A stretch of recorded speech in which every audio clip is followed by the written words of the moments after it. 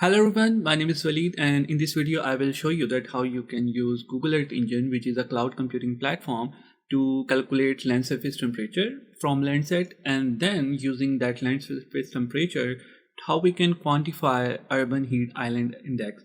So before starting our course session, I highly recommend that you read some articles about how to calculate land surface temperature from remote sensing datasets.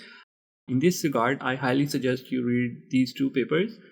The first one is this, which uses Google Earth Engine to calculate land surface temperature and land cover at provincial scale. And then this paper, which again uses Google Earth Engine to calculate LST and predict land use land cover up to 2050. So for this tutorial, I will follow the approach used in this paper. By the way, if you want to download this paper, you can easily get the PDF copy from my website. Just navigate to the publication, and here click on the click here to see my full publications, and here you can find the PDFs and links to all of my papers. So for this research, for this tutorial, we will focus on this paper, so you can download the PDF right from here. Okay, once you have downloaded the PDF, you can navigate to the section 2.5 retrieving land surface temperature. And now let's jump into the code. The first, we will filter an image collection of Landsat. Here I'm planning to use Landsat 8 satellite image and filter it to get a single image. So let's quickly search the dataset for our image. So here, as you can see, we have already the code which has the scaling factors and all the things. So I will just copy the code, paste it right into our code editor and modify it. So as we are working with the land surface temperature and I want to quantify urban heat island effect, so it is a better approach if we use any city which has high urban heat issue. So let's quickly search which city has the highest. So here we can see that Madrid, the city in Spain, has the highest urban heat island effect. So just as an example, we will search the Madrid, zoom it to the city, and here we will just draw a rough polygon covering the city. By the way, this polygon will be used to just filter our image collection, and here I will turn this off, and now I will modify our image collection properties. For this, I will choose the 2022 collection.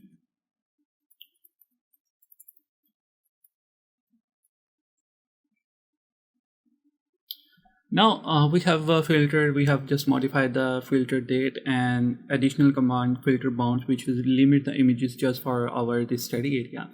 And before moving on to the next section, it is a better approach to first check and visualize the image, because the JavaScript based Google Earth Engine just provide us the map, which is very helpful in visualizing the satellite image and to see the situation. Because in most of the cases we will get an image which has a high cloud cover, which will affect our calculated land surface temperature. So for this, I will just use the median to convert the image collection into a single image, and here I will just visualize the image. That is it, visualization. Okay, let's run it. As you can see right here, we got the image, but it has cloud cover in the northern region. Here you can now see. So in order to mask the cloud, we will use the mask cloud function. I will just copy and paste the codes of the cloud mask. So here is a code that uses cloud properties in Landsat, specifically for Landsat 8 surface reflection, and then mask all the cloud cover. So here I will quickly add the command.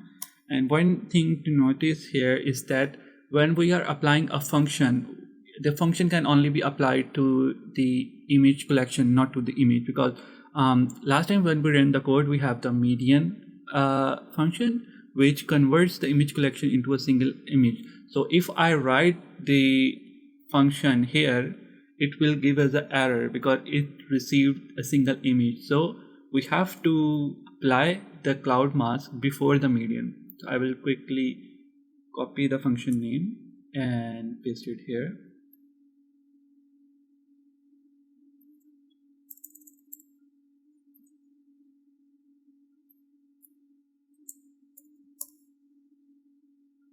Now, as you can see, after applying the cloud mask, we have removed all the clouds from our image. And overall, now I'll show you what are the steps in calculating land surface temperature in general. So for land surface temperature, first we filter an image. Once our image is filtered, we evaluate normalized difference vegetation index, which will be used to evaluate fraction of vegetation. Then we will calculate the emissivity, and at the last we will calculate the land surface temperature. So let's quickly calculate the normalized difference vegetation index, also known as NDVI.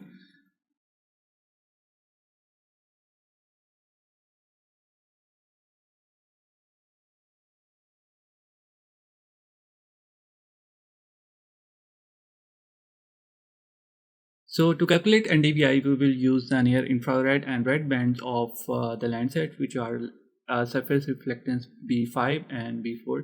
So we will give a list, and inside the list we will input the band B5 and B4.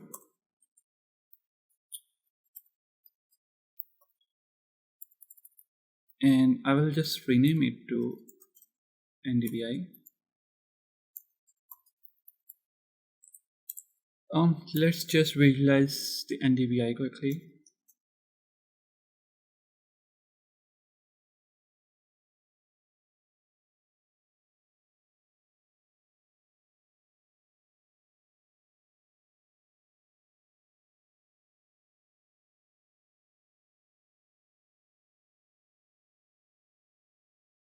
Here we get the NDVI of our study area. Now, once we have calculated the NDVI, we will calculate the statistics of the NDVI. Specifically, we need the minimum and the maximum values of NDVI to calculate the fraction. Because if you see right here, to calculate the proportion of vegetation or the fraction, we need the NDVI minus minimum value and maximum minus minimum and its square. So I will quickly use the reducers to calculate the statistics. So NDVI statistics, and for the statistics, the first statistics is the minimum. Variable DVI minimum. And one important thing to note here is that we are working on the server side. You need to understand the difference between the server side and the client side, because if we just get the number will not be able, we will not be able to incorporate the number into the later equation, because all the analysis, all the equation that we will use for the land surface temperature will be on the server side. So we need to convert every number to the server side in order to process it into the equation. So for that, I'm using ee.number, and inside the number I will basically write the reduce region command to calculate the minimum or the maximum statistic. So here for the NDVI minimum, I will use the image, which is NDVI, and I will use reduce region to calculate the statistics in that particular region. Then in reduce region, brackets, and in reduce region, I will first input the reducer, ee.reducer dot minimum, and then I need to specify the geometry. So for the geometry is our area of interest, which I input earlier. and then I need to enter the scale for this work. We are working with the Landsat, which has a scale of 30 meter. So I will enter the scale of 30. And lastly, we need to enter the maximum pixels value. So maximum pixel is equal to 1E9. Next, I need to enter the values command, which will convert the server side into a client side and then get the first value from the dictionary, which is our statistics, 0. And similarly, we will copy and paste this for the maximum of the NDVI and just change the status reducer to the max, and all other things will be same. Once we have the minimum and the maximum reducer, the next step is to calculate the fraction of vegetation, which is fraction of vegetation.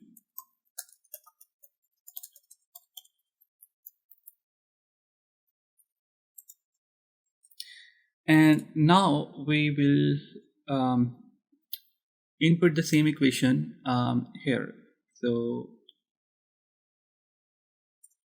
first the NDVI, and then we have to subtract the minimum.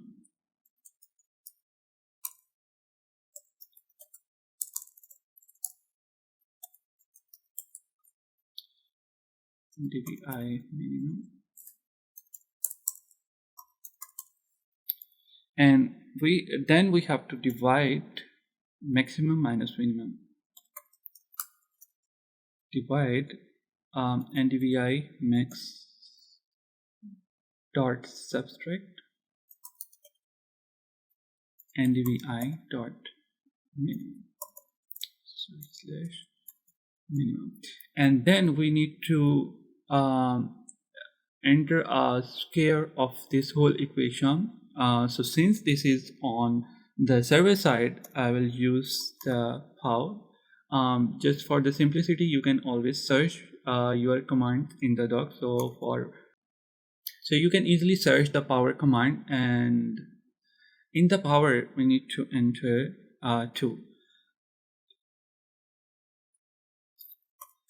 Again, here if we just enter the 2, it will not work because 2 is a client side object, so we need to convert it into the server side. So EE number and 2, and this is our whole equation for calculating the fraction of vegetation. And next, so once you have calculated, by the way, I will just add the rename command. So rename it to fraction of vegetation. Yes. So once you have calculated the fraction of vegetation, the next step is to calculate the emissivity. And if you go to the paper, here is the equation to calculate the emissivity. Basically, we have to multiply this factor into our fraction of vegetation, and then we have to add this fraction into the total. So in Earth Engine, we just specify as the emissivity variable.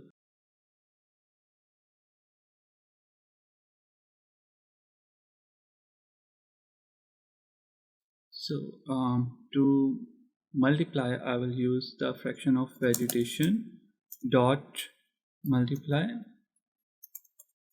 and we will use this value 0.004.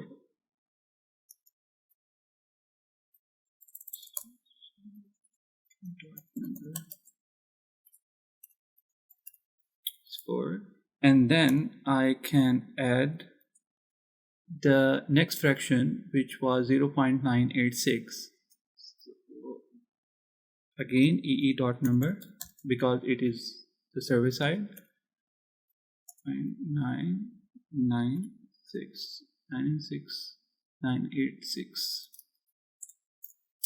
Okay, so once we have this equation, our emissivity is created. I will just rename it to emissivity. And once we have our fraction of vegetation, our emissivity, the last step is to use this equation to calculate the land surface temperature. So in Earth Engine, we can use either this approach to enter the equation, or we can use the expression. To use the expression, you can search expression. And here is how we can use expression. So basically we enter expression as a string, and then we supply all of its inputs. Like if we are using some variable as a name in the expression, we can mention the full form of variable. So I will just show you how to calculate. So for LST, I will use our image. Basically I forgot to create a single image. So in order to calculate the LST, we have to define a thermal image. In here in our collection, it has all the bands, but if in the final LST calculation, we only need to process the thermal band. So if I go to the properties and search for the thermal band, here is our thermal band. Here I will write thermal, and I'll just filter out this band and make select and thermal band name, which is STB10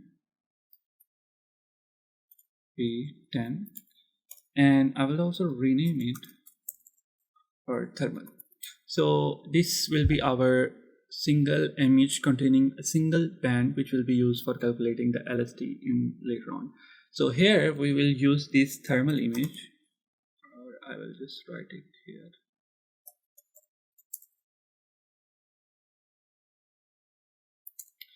So in thermal image, we want to apply the expression, and in the expression we have to give the string as the expression, and then a dictionary. Okay, so just quickly copy and paste all the things. I will just quickly copy or paste all the things, but if you want to understand the equation in the detail, you can read these. For example, here I'm using the thermal band and adding 1 into the thermal band, and the P is a constant, and then the log of the emissivity, which we earlier created using the fraction of vegetation. So to calculate the land surface temperature, here is the overall equation that I will use. We have basically all the variables. The TB is the thermal band, and this is again the fraction of the thermal band. P is this constant value, and this is log of E is the emissivity, which we just created using the fraction of vegetation. And lastly, to convert the Kelvin into the centigrade, we will use this factor. So I will just quickly write this down into the expression form in our code editor.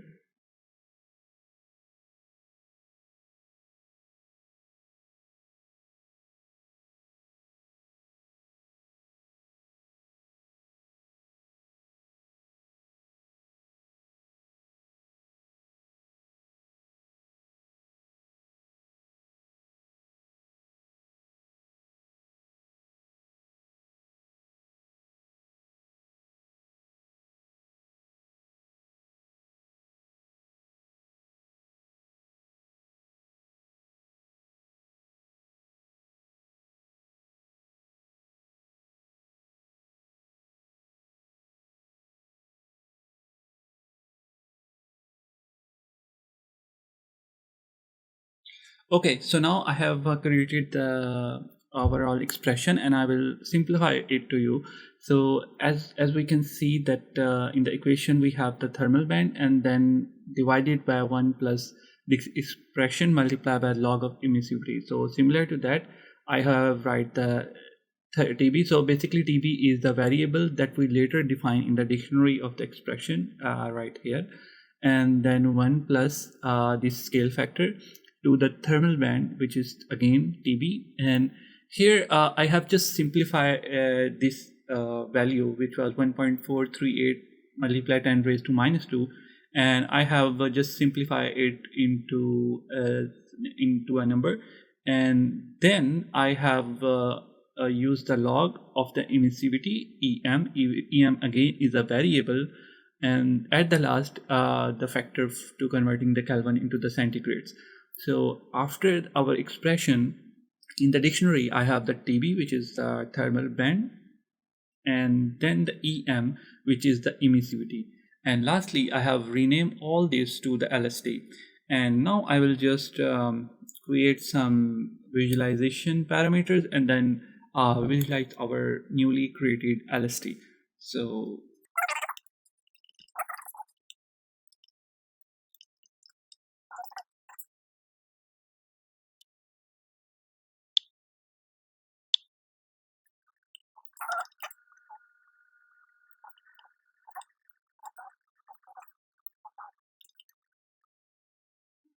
okay, now I have added the visualization parameters. I have just copy and paste a palette for visualization the LST, and at the last I have added the map.addLayer command to, I will just add the map.center object as well. Center object, which is area of interest, and then which is the zoom level. And now I will run it to see if, okay, if we got the error at line 50. Okay, in dot number. Oh, okay. I add the bracket here instead of here because we wanted to enter the number inside of the EE dot number, and the bracket was closed before getting the values to the client side. So similarly here, and now let's check if the error is solved. Yes, seems so. Okay, let's see. Okay, we have our LST visualization. Just quickly stretch it.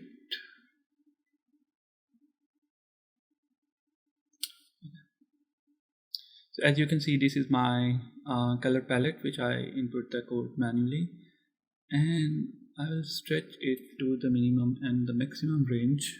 Yeah.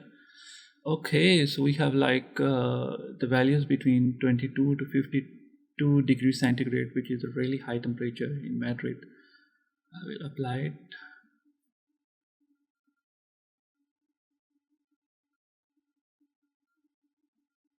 And here you can see that we can easily observe the high temperature in the city core areas and the low temperature in the nearby forest. I will just enable the satellite image to view it. Yeah, so where there is vegetation, the temperature is much lesser than the urban core areas where there is high temperature. Let's check how much is the temperature.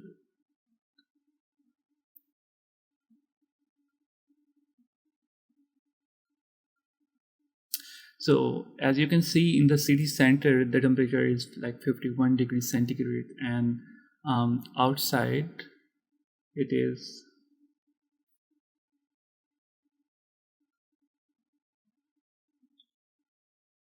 outside it is like 28 degrees centigrade. So this is how we can use the Earth engine to calculate the land surface temperature. This was the first part of the video. Now, once we have the land surface temperature, we will continue evaluating the urban heat island effect. So urban heat island effect is basically the phenomena in which the temperature in the cities are much higher than that of the surrounding. So as you can see from this visualization that in the city center, the temperature is quite high. We can see the red spots clearly. And compared to the surrounding, the vegetation or the forest area, it has like bluish, very low temperature. So in urban heat island effect, we use this phenomena, and based on that, we quantify the areas that are much higher in the urban. So to calculate the urban heat island effect, we use multiple methodologies. One methodology is to use the proxy, which is the urban thermal field variance index. So to calculate the urban heat island effect, you can go to again my publication section, and you can check this publication. Here specifically you can find the equation to calculate the urban heat island effect. So similar to our recent approach of calculating LST, here we have this. So basically, this is the normalized method to calculate the urban heat island effect. And to quantify it in terms of its proxy, we can use the UTFVI, which is Ts minus Tm divided by Ts. So Ts is the LST, which we just calculated. Tm is the mean LST of the study area, and Ts is the standard deviation value of the study area. For calculating the normalized UHI, we will need the LST minus mean and divided by the standard deviation. Let me quickly write the equation. So basically, we will use the similar method like the reduced region to calculate the statistics. I'll just copy and paste it over here.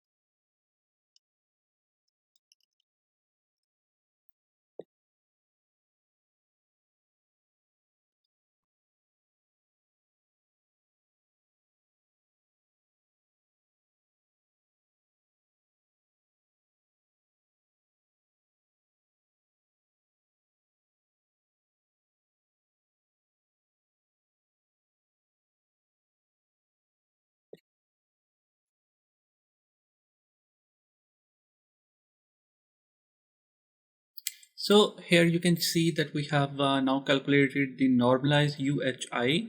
So basically what I did, I just followed this equation, which was using the LST, we subtract the mean or average value of LST and then divide the standard deviation.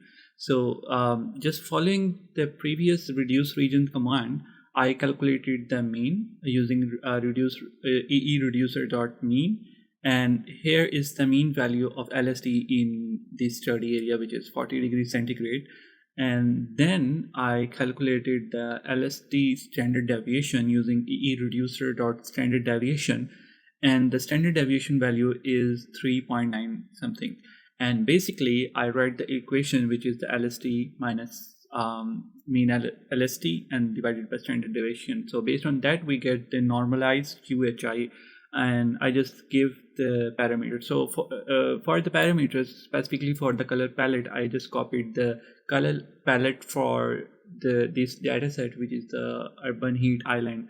It's a very good dataset, but it's of course 300 meters. So if you want some high resolution, you can follow this approach using the Landsat thermal band. And basically, it shows that the urban areas are under high urban heat stress than the surrounding, which is the forest area. So you can always customize the range, and based on that, you can check which areas are having high heat stress than the other areas. So now the last step for this workshop is to evaluate the urban thermal field variance index, which is basically the same as the UHI, except instead of using the standard deviation, we'll be dividing the value with the LST itself. So let's quickly do this.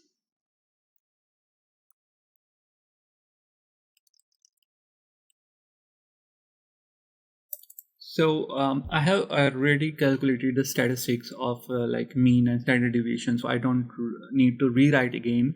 I just need to enter the formula for UTFVI, which is the LST, subtract the mean,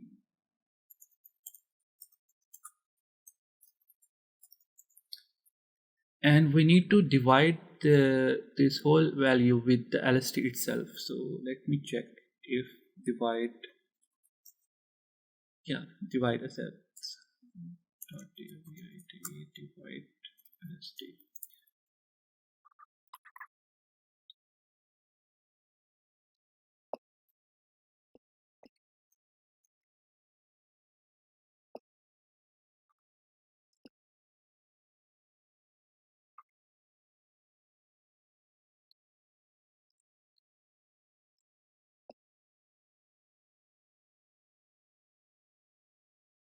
So as you can see, we now have our UTFVI evaluated for our study area.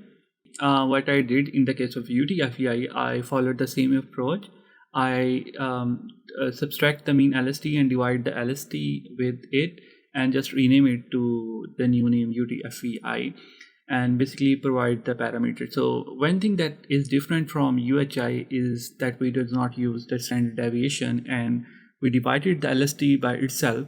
And the second thing is the range. So you can always go to the settings and then tweak the range to the 100% stretch to get the minimum and maximum value, from which it will be very easy to visualize your image. So as you can see from both the UTFVI, this is a UTFVI for the study area of Madrid, and this one is the UHI. So as you can clearly see that by using the UTFVI, we can clearly differentiate the very high hotspots of the heat stress region. And even the UHI is able to differentiate between high heat stress or cold regions in the study area. And from LST, as you can see, it's the overall representation of the diversity in the temperature. And yeah, this was all for this workshop. One further step is if you want to quantify the UTFVI into the classes such as they used in this paper, like none, weak to strongest, you can define the range and remap the values, but it's better to just visualize in the range because you get very extra details in the data. So here, if I zoom in, so I can easily observe the changes in the temperature, the areas where there is higher vegetation. For example, the forest has very low UTFVI compared to the urban or bare land, which shows very high urban thermal field variance index. And even if I search for the UHI, it has the same patterns as of UTFVI. So in this way, you can easily calculate the LST and you can calculate the UHI and UTFVI using this approach. And you can easily scale this up to a much larger region, given that you change all the values.